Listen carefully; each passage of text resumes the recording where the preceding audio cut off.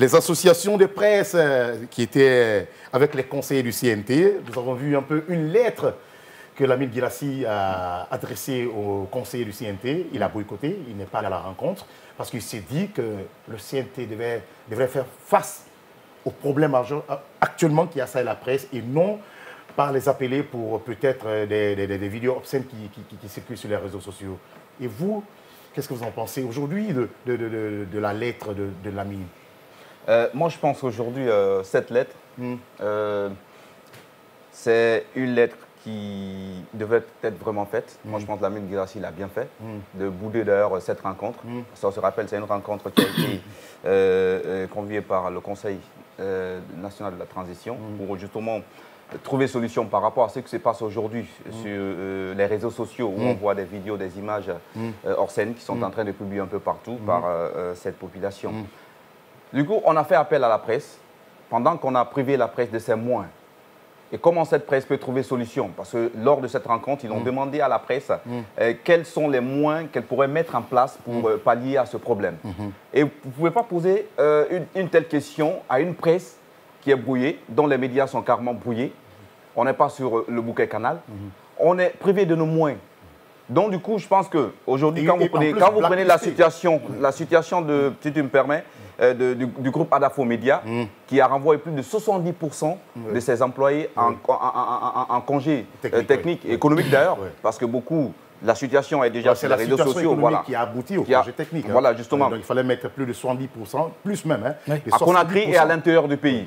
Maintenant, se trouvant dans de telles situations, et l'État qui t'a mis dans la même situation te demande de l'aide. Est-ce que et te prive justement de tes moyens. Est-ce que toi, tu peux apporter de l'aide? C'est pourquoi, personnellement, Lamine Guirassy, voyant sa situation, voyant tous ces cocktails de problèmes, il s'est dit non, moi, je ne peux pas me présenter à cette rencontre parce qu'après, ça ne va pas aboutir à quelque chose. Et c'est ce qui fut fait d'ailleurs. La rencontre n'a pas abouti à quelque chose. Donc, le seul mot que les représentants de la presse ont trouvé à placer, c'est que vous nous avez carrément privé de nos moyens pour pouvoir trouver une solution. Donc, la seule chose que vous pouvez faire, c'est de nous libérer carrément. Comme ça, on pourra faire face à cette situation. D'accord. Je pense que c'est la meilleure réponse. Comment on peut comprendre, inviter la presse pour quelque chose qui ne vient pas de la presse? Ça vient des réseaux sociaux, ces vidéos obscènes. Ce sont sur les réseaux sociaux, certains, on ne sait pas ça vient de qui. Quand même, tout le monde s'est réveillé, a vu ces vidéos, mais qui ne viennent pas de la presse. Et après, le CNT appelle la presse pour en parler, pendant que la presse subit une violation grave depuis plus de 5 mois à peu près. Et ils n'ont pas levé le petit doigt pour en parler, pour essayer d'interpeller les autorités ou la presse pour écouter exactement ce qui va et ce qui ne va pas. Ou bien émettre des lois, par exemple. Exactement. Comment vous comprenez que le CNT puisse appeler la presse pour le mêler à ce genre de vidéos? Qu'est-ce qu'ils veulent exactement dire? Moi, personnellement, je suis jusqu'à présent, disons que je suis dans la spirale et je ne comprends pas l'objet de cette réunion. Est-ce que tu vois? Tu viens de le dire, la presse n'est pas à l'origine de l'émission de ces sextapes qui ont envahi les réseaux sociaux. Pourquoi alors l'appeler? Moi, j'ai beaucoup adoré la note de Lamine Guirassy. Ça a du contenu. Le monsieur est dans une communication. Moi, à ma place, j'allais faire comme lui. Il a dit, boycotter la rencontre. Il dit qu'il boycotte et qu'il garde le respect qui se doit à tous les membres du CNT. Il n'est pas en train de dire, il n'est pas en train de sous-estimer le fait que les sextapes envahissent les réseaux sociaux et puis tout ça. Mais lui, il est en train de dire que il y a aussi une priorité qui est à côté, le musellement de la presse. Lui, il a envoyé 70% de ses... Mais tu sais ce que représente 70%? 70% en chiffres.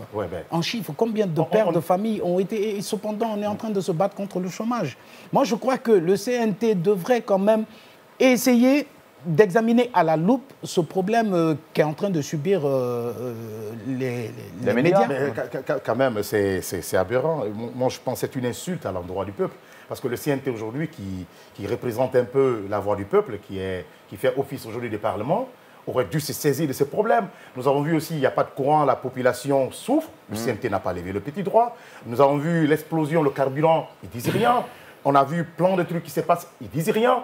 Mais parce qu'il y a des sextapes qui passent à l'antenne et on voit certains membres dans ces sextapes, on appelle les gens On ne sait même pas, ou bien peut-être celui-là qui est à la tête du CNT a oublié son histoire. Il vient de là.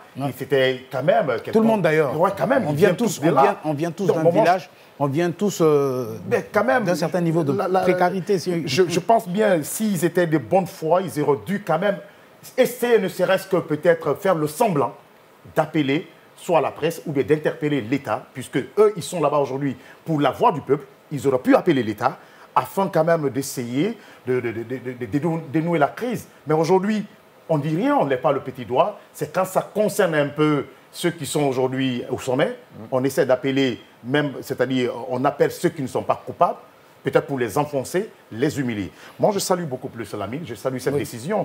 Moi, je pense bien que le Premier ministre... le Premier ministre, oui, avec la démarche de diplomatie qu'il la diplomatie qu'il est en train de... Lui, c'est un homme politique. Il sait exactement comment décrisper les crises. C'est pourquoi il a commencé ces rencontres.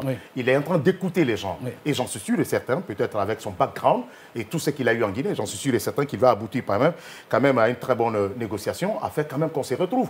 Il ne s'agit pas de nous blacklister les membres du CNRD ou bien l'État. Ce n'est pas normal, on ne va pas la fermer.